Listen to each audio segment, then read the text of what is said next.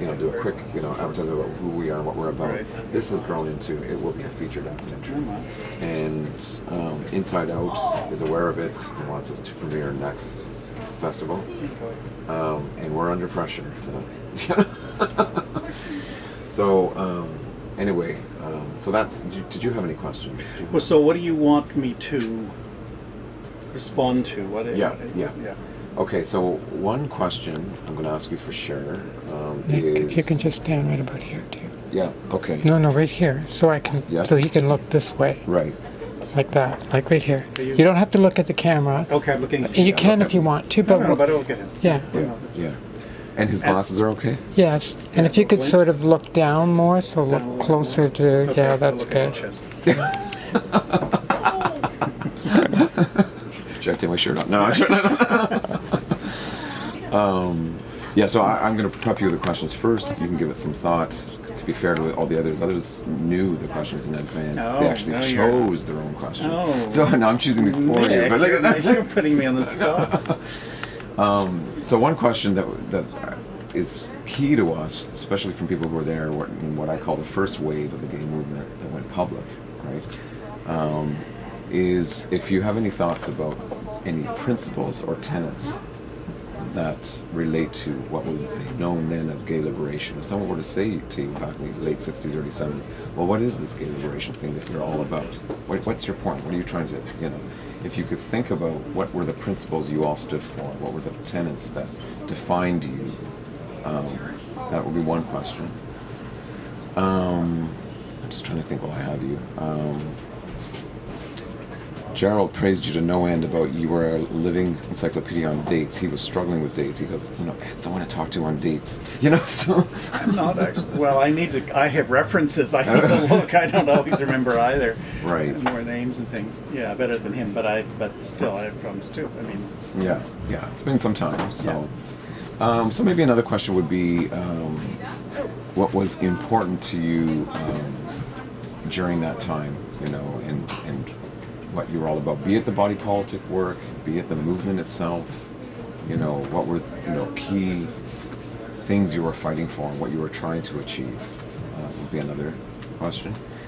And then a third one is I want to kind of draw you up to the current and just talk about what you think of the direction the movement has moved in today, and is there anything we can draw from the gay liberation movement and bridge it to a more radical kind of queer progressive approach that celebrates our diversity and doesn't want to necessarily assimilate or seek acceptance or respect in the mainstream, heterosexist, heteronormative kind of society we live in, continue to live in. So, so those are like three questions. Do you need a few minutes or? No, I mean I'll wing it. Yeah. Okay. So I'll start again with the first. Okay. So, and we're on, right? Okay. So the first question is, if you can think back to the time, your time in being out publicly in the late 60s, early 70s, whenever that was in particular, and what it was that you and fellow activists stood for when it came to gay liberation. What were the principles? What were the tenets that you stood for and were trying to bring forth and change society with?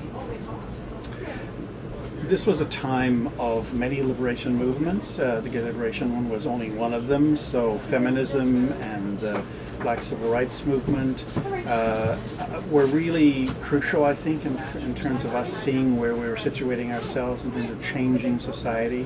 So it wasn't just about equality. It was certainly equality. For us, we wanted equal access to things and to be accepted in various ways that would be good for us. But I think we saw that we were going to change how people define gender roles, how people define their relationship to society. I mean, there really was a critique of power and privilege at the time that I learned more at the time. I had really been fairly naive, and I began to learn some Marxist principles of power and of class that I think has sort of got hidden now. But at the time, I think for the early people, that was really important. And people strategically did choose to take a civil rights or a sexual orientation and human rights code was very much of a strategic choice because it would get more people involved and not the time group that were involved then. But I think it was only strategic. There was always a sense this was a first step to making more dramatic and systemic change in the world. And we were fighting an uphill battle. I mean, we at least were inspired by the Black civil rights movement and feminism, and I think that we thought, we can make changes and that will really change the world. Great, good. And when you think back to that time, were there highlights that you can think of that stand out in your mind in that work, whether it was in the body politic itself, which you're welcome to speak about, or anything else for that matter within the movement at that time? I mean, it really was a movement of a small group of people. So the fact that we had people, a small group who were like-minded, who supported each other, who had a different vision of the world, I think that's one of the things that really made it possible for us to do what we did. But getting involved in a movement, doing things collectively, acting collectively, which was a new idea for me in a way, and it made sense to me. It was a challenge to how the world around me was being organized, and I think that we felt that we could make a difference, and the body politic was very important. It was a concrete object. You had a result at the end, because I think sometimes political movements go on and on. You never quite get a sense of incremental success and change.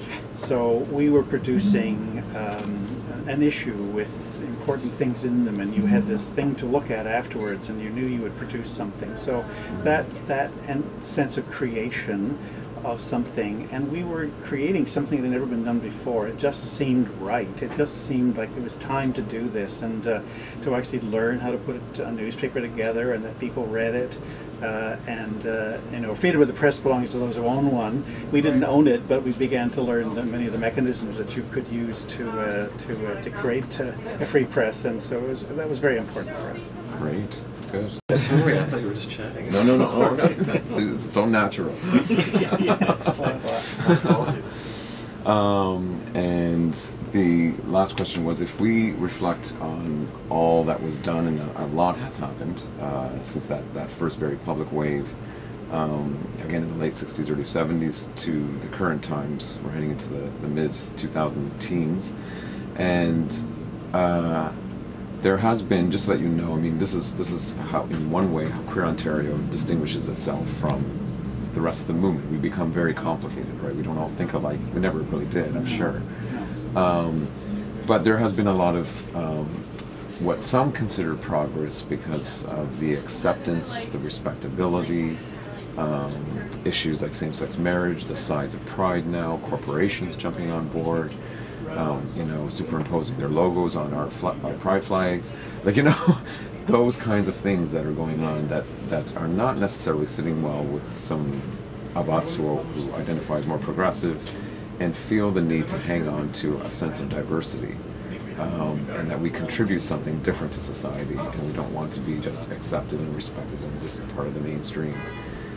Any thoughts around that when you think of your lifetime and the amount of work that you put in that movement, and you think of where we are today? Any insights on that? It is hard to sometimes find a place in the current movement because it's become so mainstream, and we have accomplished a lot, and I think for a lot of people this is important for them. I can never deny that. I think for some people this is important, but there is very little analysis of power and privilege and class and the role of diversity. This community is very diverse. When I think back to the early 70s, this was a very white city. And, people would say, you were also white, white gay men. But really, there were not people who were ready to get involved at the time. And now there is such a diversity of ethnicities and places that people are coming from, gender queer, the whole, I think, analysis of of gender is really quite amazing now, and I think that's where some of the changes are happening, and I think that it's much more of an international movement now. I think we were very focused on our local issues, and increasingly it is important to see that we're part of a much larger movement that's changing the world in places that it's very grim for people who love the same people, the same sex. And so I think that's where some of the connections can be made to the international movement. The Quaya work, I think, is one that obviously has caused a lot of reaction, where how do you justify the fact that you support what Israel stands for, but you also have to question how Israel got created and the role of Palestine and all of that. I mean, those are complicated issues, and I think how we find a place in that is a challenge. And I don't have a good answer, but I do think that I see so many different, we don't come from a place of scarcity anymore. There's so many different trends of thought and movement, and I'm hoping that the politics comes out of the academy, because I think that's where all this very radical analysis retreated to, into the academy and in the kind of abstruse language, and it has to come back to a place where people actually see how it fits with their lives. And that's the challenge, as to how do you make these changes fit with people's lives without making them feel guilty, or your life is all wrong, you've got to change. It's got to be a change so that people, even if it's white gay men, sort of see there's a reason to make other changes, to analyze things, and not just put a corporate logo on your flag and think that's sufficient to do. So, Great. Thanks so much, Ed. I really appreciate that. That was a bit.